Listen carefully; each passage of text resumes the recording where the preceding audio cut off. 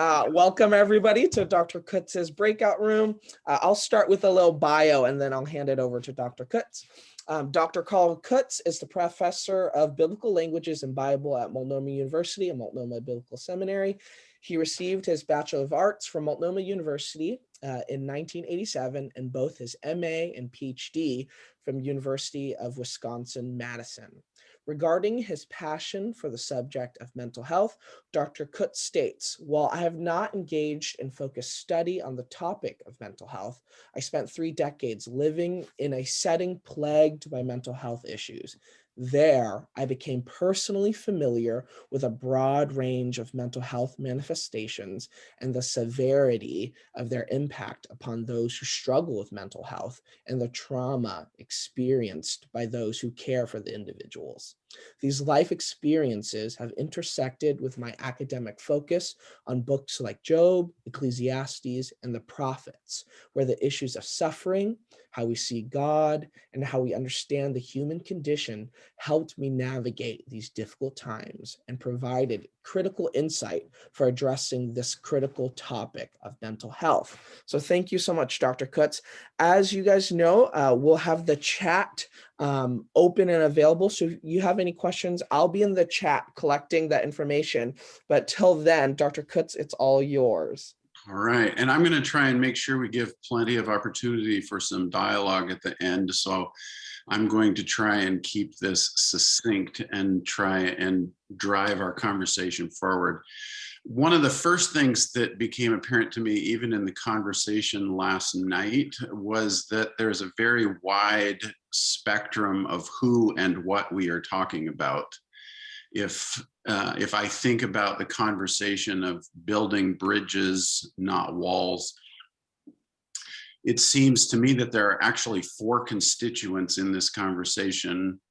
One is the individual or individuals that are experiencing the mental health. The second constituent would be the church that has been kind of the focus of how do we make sure that we are making an avenue for healing, i.e. building bridges, not walls. There's the professional health practitioner who comes into that picture, whether a Christian counselor or a non-Christian counselor, that adds a third dynamic. And then there's the person who is walking with the individual who has mental health. And in some cases, that story is one that is often unseen and can be neglected. And while we're looking primarily in some of our sessions about the kinds of walls that we build that prohibit the way that we look at the individual with mental health, there's also a need to look at the way that we build walls and not bridges for the people that walk with them. And that's really my story and what I'm bringing to it. I'm obviously not a mental health practitioner. And so I need to give you a little bit of my story and what is driving most of the conversation. So for the last 30 years, I've walked in a marriage in which I had to deal with walking with mental health issues. It was an extremely long and drawn out process, and I found that most of the collateral damage was caused by misconceptions and barriers that are created that inhibit seeking help and assistance and making your story known so that you have the support structures in place to actually navigate things well. I also work in a high-risk occupation with regard to this topic, in that students are always talking to me about their own experiences, and I find that their lives parallel my own in terms of lack of support, theological positions that get in the way because they are interpreted very rigidly rather than understanding the nuances of what goes on in the world. Most recently, I had a friend whose son was having to face some severe mental health issues in his marriage that was putting his little children at risk, needed to step out of that marriage in order to protect his kids and to find safety for himself. And when he shared it with the individuals at his church, they were going to exercise church discipline because his wife hadn't had an affair. So there's a huge range of things that we are looking at, and I'm just going to hit the tip of the iceberg here and try and get the conversation going. So I'm actually going to change the topic of the session, not the conference, from building bridges, not walls, to breaching walls, building fences. So hopefully that will make some sense here as we talk. So when I think about the walls that get in the way, I think we've probably already been exposed to the issues about the way that the church has typically viewed mental illness, and the way that that has been an obstacle in the past. I found even last night a sense of disconnect in that when it comes to terminology, there's the more clinical definitions of mental health, but when I walked through my 3 decades of dealing with mental health things, they were far more subtle and more of a continuum than something that I could, draw clear parameters on. And even the lack of terminology can become a wall, because you risk not having any diagnosis because it doesn't fit the molds. And then you find yourself kind of at an impasse, not being able to see a way forward. Another wall that I find then that is kind of beyond what we've discussed so far, both in the panel and the other sessions, is the ways that our views about marriage, parent-child relationships, etc., impact our ability to reach out to people and to provide help. The idea that the marriage is something that you don't share what goes on in your marriage. Your marriage is private. It's a place that has to be kept protected. And what that did in my world was it created an environment where I didn't have the freedom to talk about what was actually going on, particularly with my wife's concerns. She wanted to protect perceptions. There are probably a lot of motivations that were behind all that. But in the process, then nobody really ever truly understood what it was that I was going through. And there was never any kind of assistance to help me navigate that. And the misconceptions about the spousal relationship or even the parent-child relationship can create obstacles that I think we need to overcome. There's also an aspect about and I'm going to broaden this out to abuse, because it doesn't have to be intentional to be abusive. There's a sense in which abuse happens in one direction. It happens from male toward female, and we're discovering more and more in this world that it also goes the other way around. And control issues and abuse, verbal, whatever, can really heavily impact what's going on in relationships. And I don't know that we really have a good paradigm for that, because particularly as a church, we tend to develop relatively static ethics. There's a pervasive problem in the church where we don't really read the Old Testament, we just read the New Testament.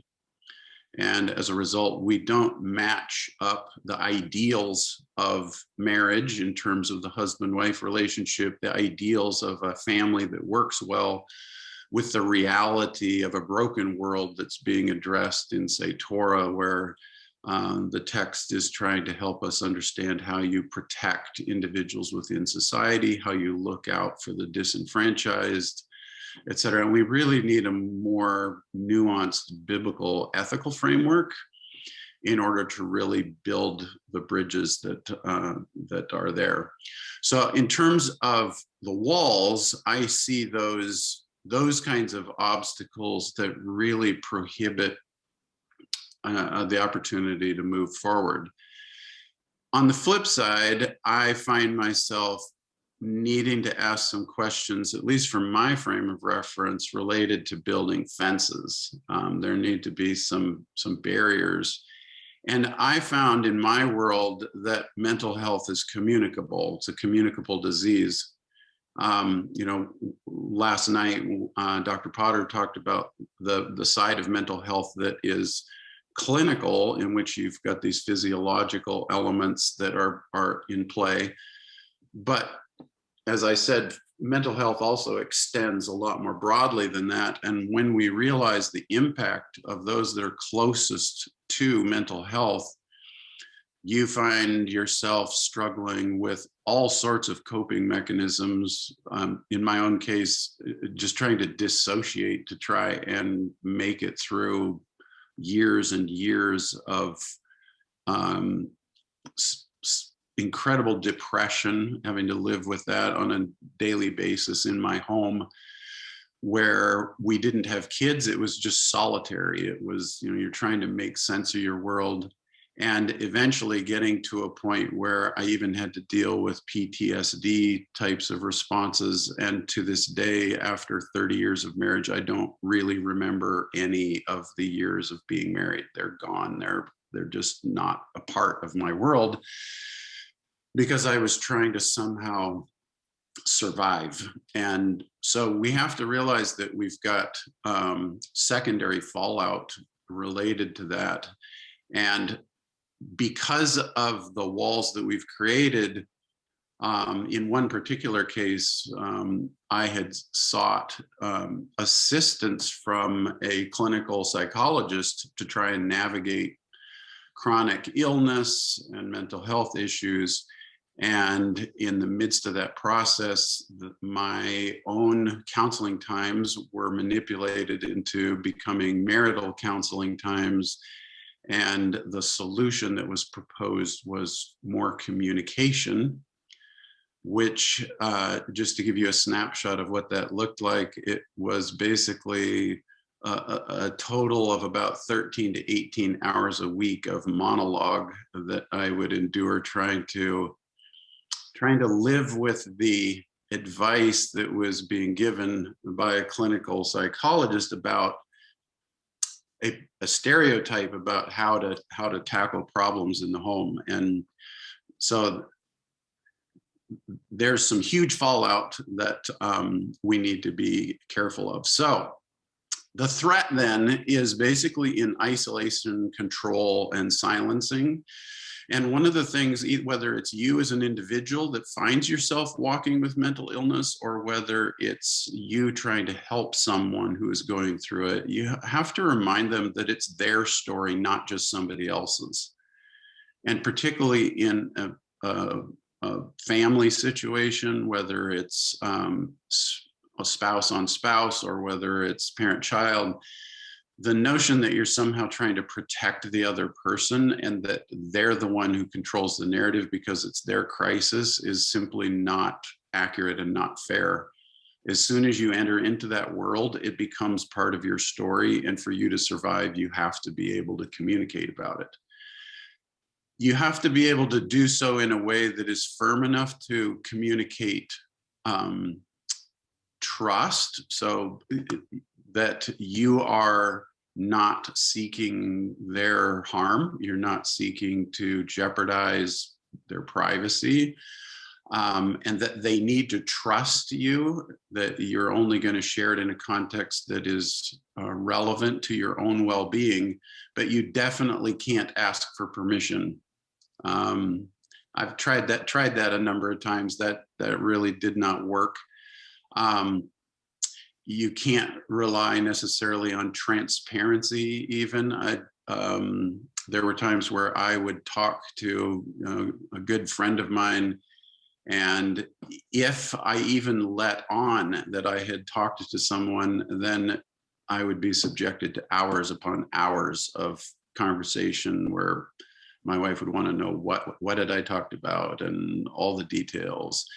So there's a stereotype of what a marriage looks like in its ideal setting, which I love and is God's plan.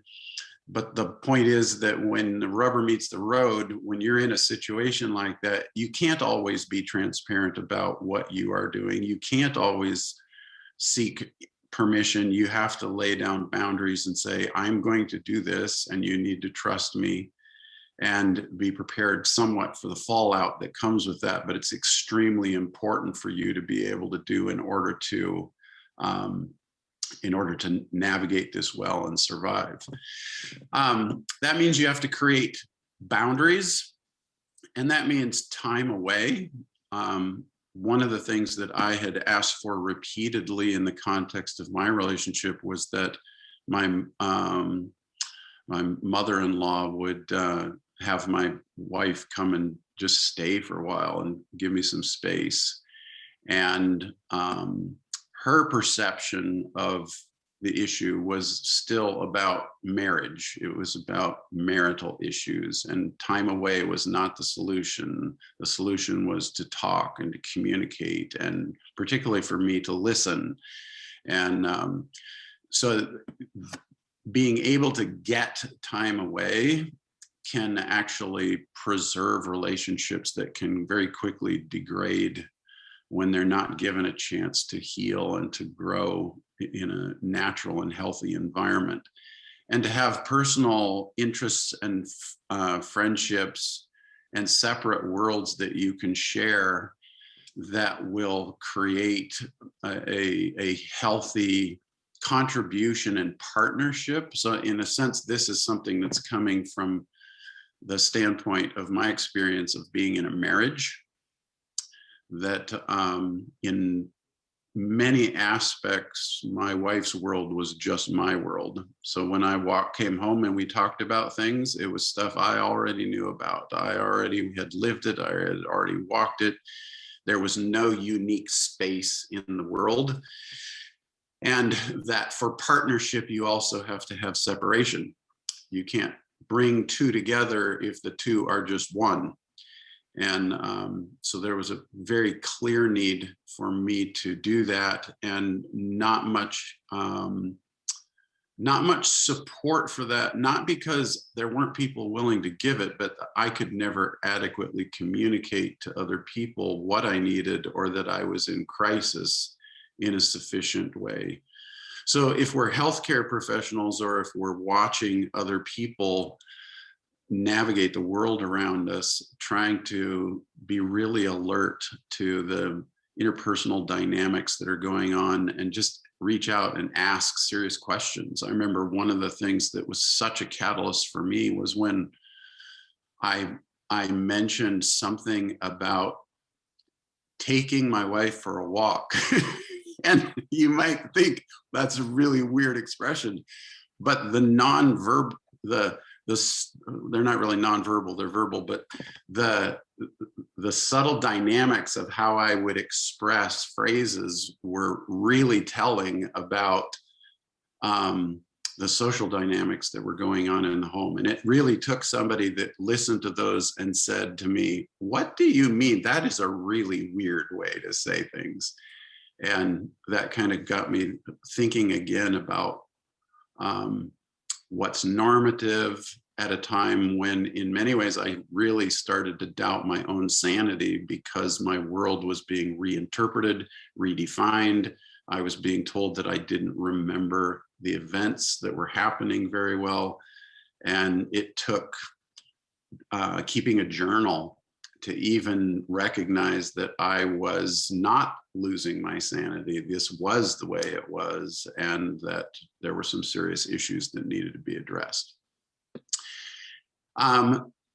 Another issue is that, particularly for a person who's walking in that situation, there's a threat that arises that probably comes more from oneself than it does from the outside, and that is the need for other people to understand. There's nothing in my world that I desire more than that people would understand me, whether it's why I would respond the way I do. I can admit that I'm wrong, but I also want people to understand. And that carries over into my world. I desperately wanted people to understand what was going on and how, and I had to come to a point where I realized that was never going to happen. On the outside, it looked one way. On the inside, it looked completely different. And there was no way to give anyone a snapshot of what that looked like in any way that could remotely capture what was transpiring. So being able to find self-truth, not in the sense of self-defined, no check on reality kind of truth, but being willing to have confidence that what I was seeing was actually legitimate and true, and that the decisions that I had to make were necessary for my environment, because every case is different. And this is where it intersects back with some of the things that we were talking about earlier. Unless somebody had walked through my life, they couldn't understand the kinds of decisions that I had to make. And this is where the pastoral side, the friend or counselor who's walking with someone in crisis side comes in, is that I'm not sure we always have a very healthy exegetical framework for ethics, for the complexity of life, for recognizing the brokenness of the world. And in particular, even just because it's a convenient illustration and ideal quote to illustrate this concept, when Jesus is talking with the disciples about the issue of divorce and remarriage in Matthew, and there's that tension between the religious leaders and hang on just a minute, my computer is about ready to die. There's that tension between the religious leaders and Jesus about whether or not a person can ever divorce his wife and whatnot. And Jesus underscores the importance of the sanctity of marriage. But he talks about the fact that in Torah, Moses permitted divorce because of the hardness of people's hearts. And theologically, I think while we understand the human condition, particularly in the church, we kind of assume that once the salvation experience hits, that the effects of the fall kind of go away, that somehow the brokenness of the world could exist in the Old Testament because that was law, that was what works, whatever, and that when Christ came, that is no longer the case. And it's just simply not true. One, there's a paradigm problem. As Paul says, the reason that the Jewish people didn't always find righteousness in the Old Testament is they pursued it by works rather than by faith, because it was always designed to be about faith. It was always about faith.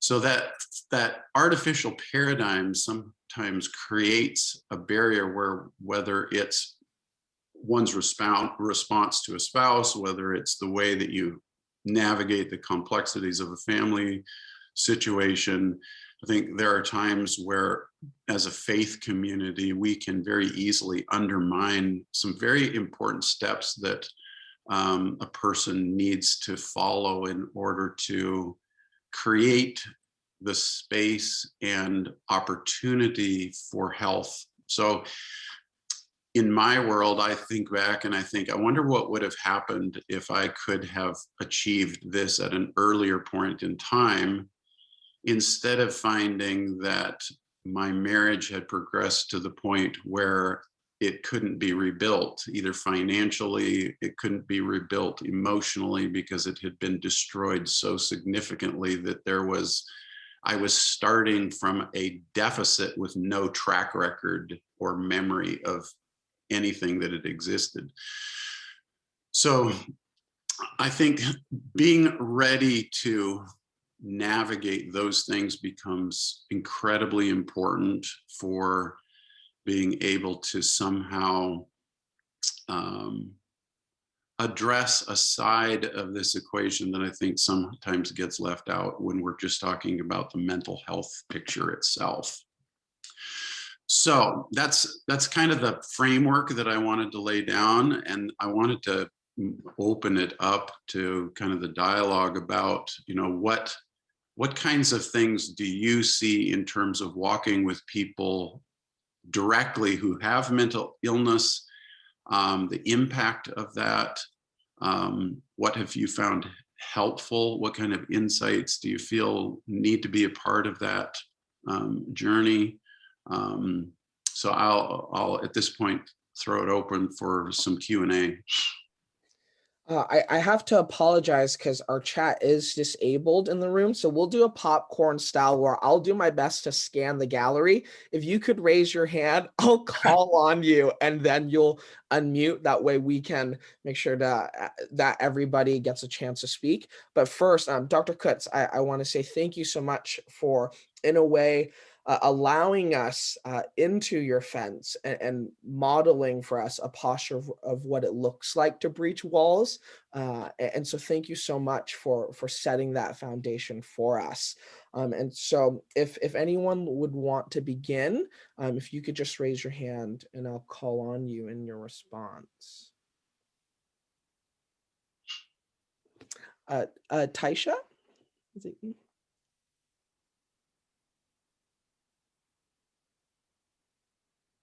Okay, there we go. My trackpad was disabled.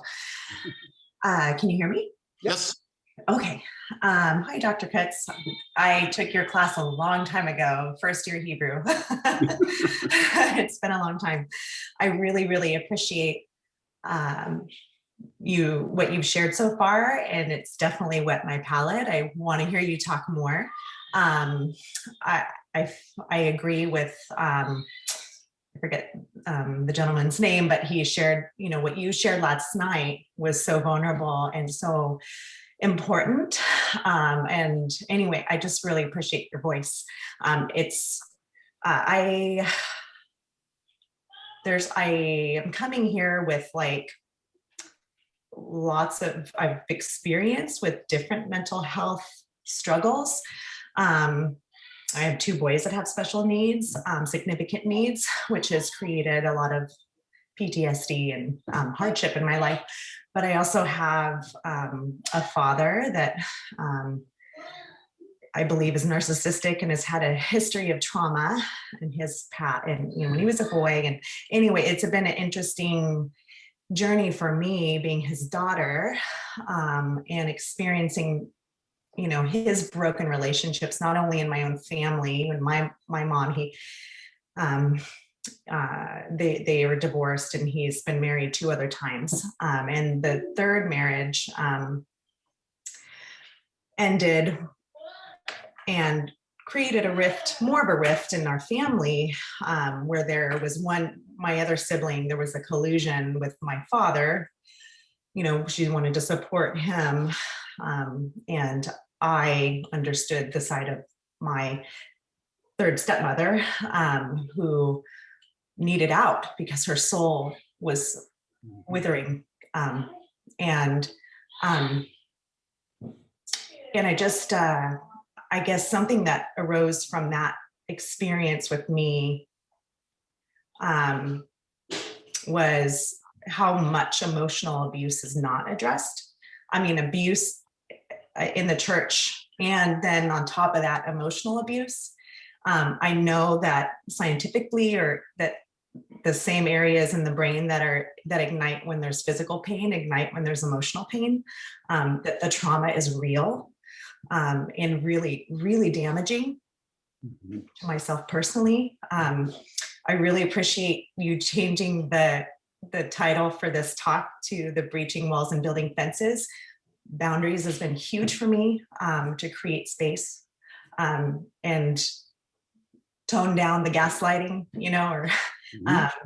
and give me time to think clearly enough to know where I'm at. And so I would love to hear more. I would love to hear more about how the church can address emotional abuse, and support. And I mean, those family members, like you said, whether it's a spouse or a child. I mean, my dad has said many times how it's too bad I don't, honor my father, and follow the commandments, and has really abused that.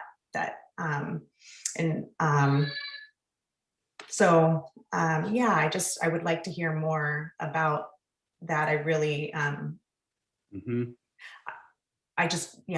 really appreciate what we're talking about this. Yeah, those are not easy problems to solve. I think that in terms of just moving forward, one of them is in providing a sense of empowerment to the individual who's vulnerable. That's the first step. So when it comes to, for example, I've got a student who has a similar kind of power dynamic going on with a father, some huge broken relationships. Now that her mother has passed away, she doesn't get access to her mentally handicapped sister. There are control issues that determine when she gets to see her, when she doesn't. Someone, a pastor or somebody who is in that situation, needs to be able to come alongside and give her a vantage point or a podium of empowerment that enables it to move forward in a way that doesn't produce continued victimization. That's easier said than done, and it doesn't always happen. I think it's incumbent, particularly on pastors and church leaders, to do that, just because, not necessarily because they're responsible for what has transpired in that particular situation, but because the mindsets that are producing that are church-related perspectives in terms of what does it look like to honor your parents. And it's a form of spiritual abuse that comes across in those situations. And the only way that can be addressed is by the church constantly speaking into it, both in terms of what it teaches and in terms of how individuals are willing to step into the gap and to give a voice to the vulnerable, and not be afraid to take a side, not because necessarily one is right or wrong, but even just to take a side because one doesn't have the same level of voice. And so I think it can start there. I don't know how you solve it beyond that. It's a very complicated journey. Yeah. Thank you, Dr. Kutz, and thank you so much for your vulnerability, Taisha, and sharing that. We have about 9 minutes left before we have to head into our break and then back into the main room. So hopefully about 2 or 3 more people, if you feel safe to share. I know that we're approaching a very sensitive area for a lot of us, but thank you so much for your honesty and participation. Mm-hmm. Yeah, thank you. Yeah. Well, actually, I'm going to build on something you said last night and then you're doing this morning. You said last night that as a church, we have a tendency not to do well with walking with people long term. And that really resonated with me as far as it's something that's bothered me. I mean, if we're allowed to be vulnerable just in church ministry, I've been in for 10 years, and it's just something I see a lot of. We want to put Band-Aids on things, things like poverty. We want to pay a bill. We want to support people a one-time or two-time thing, but we can't. Systemic poverty or systemic mental health issues or systemic disabilities that are long-term, long-lasting, we fail at miserably at being able to walk well with people. At least that's something I've noticed and stuff. And so I guess even the culture, like in this conversation we had yesterday and this morning, like about knowing when to refer, for instance, I think oftentimes there's that idea that yes, it's outside of my scope as a pastor. If someone needs psychological help, I should know when to refer. But at the same time, that doesn't abdicate my responsibility as that person's community of faith and to be able to walk with them continue as they go and seek. So I'm just curious, like from your perspective and your experiences, what are some things that the church could learned from you and your experiences to be able to better support this long-term care? What are some lessons they need to learn, or we need to learn, to be able to do that better? Does that make sense? Yeah. If you don't know, you can say I don't know. Well, I think it's more the amount of things that come to mind rather than the lack of things that come to mind. If you write a book. As I shared a little bit earlier, the one thing that for me was formative, because there's a certain bit of, we all have this resilience inside. We're survivors. And the fact that, like Tasha was sharing, I mean, there's a resiliency there that I admire. I mean, that's just fabulous.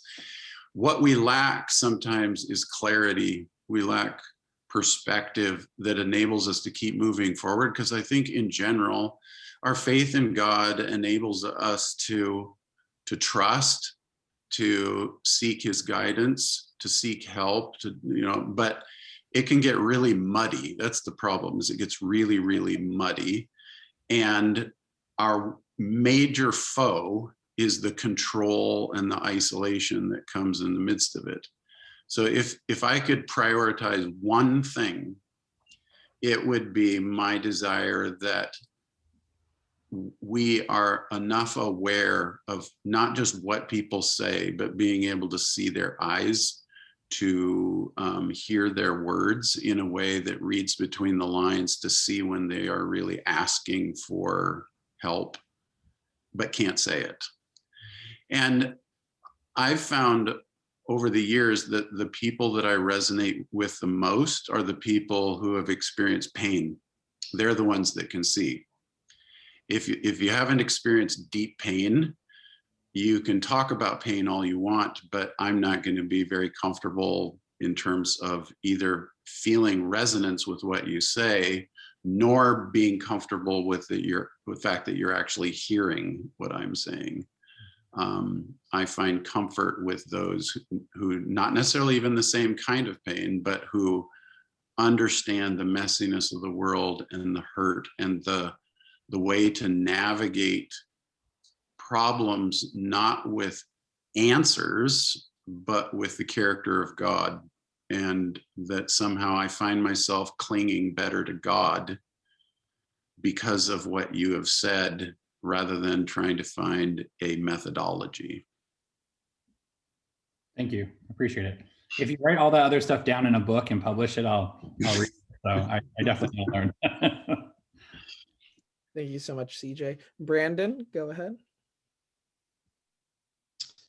I'm really glad that I came to this session, because I come from the other side of the fence. I'm the one that deals with depression in my marriage.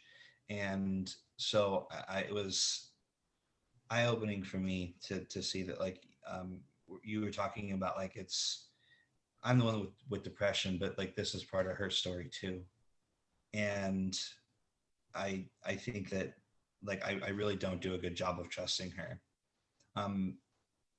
What are some things that you've seen that you could say to somebody like me on how, like, I can start helping and supporting my wife through this?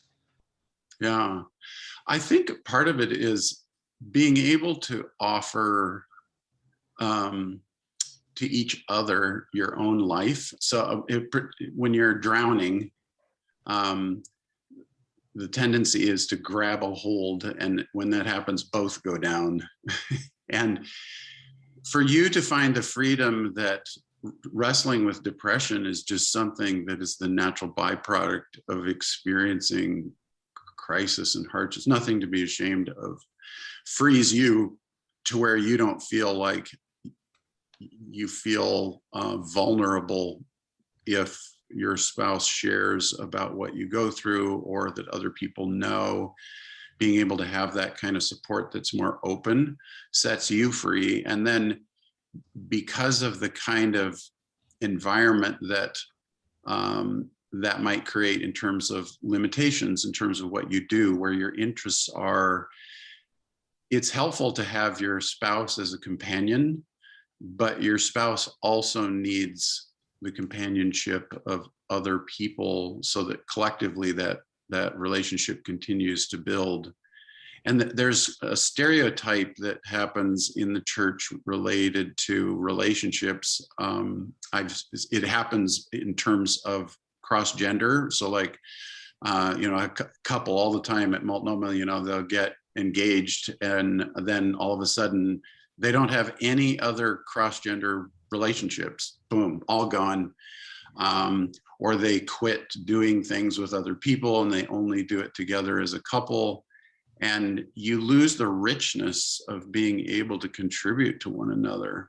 When I do marital counseling, which I tend not to do very much of just because it brings back a lot of memories for me, but when I do, I talk about the fact that, we pledge to give ourselves totally to another person and to sacrifice. And I feel like sometimes when we enter a relationship, we don't even know what sacrifice is because we're mostly just wanting the other person to be happy. And so we just say, where do you want to go to dinner? What do you want to do?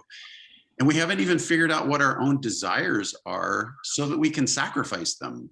That we have a world that is part of how we engage life. And then when we come together, we're actually sacrificing for one another because we're bringing our own desires, our own objectives, our own dreams. And we're saying, collectively, we've decided to move forward this way.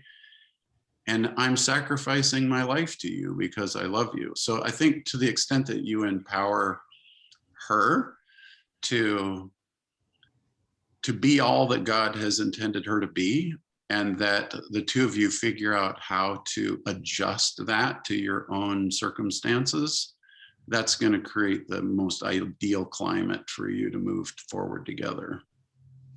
Okay, thank you. Dr. Kutz, would you give us a closing statement before we head back into the main meeting room? Like, that's all, folks, or what kind of No, because I think we've just walked with each other through so much, and so thank you to everyone's honesty. And Dr. Kutz, I think inside the classroom and outside of the classroom, everything you've shared and taught us has been so good. And so if you have any summarizing statement, but if that's all, folks, I can do a little better than that, I think. I think the issue is transparency. I mean, part of the reason why you're all here is because you resonate with the topic on some level or another, either with somebody that you walk with this through or whatnot. And to the extent that we can be transparent and to be deliberate in helping people build walls, appropriate walls, is actually not counterintuitive to the solution. It's actually essential for the solution. Well, thank you so much, Dr. Kutz. At this time, I think if you're ready, head back into the main room, and we'll wrap up the conference with Matt's leadership. So thank you, everyone.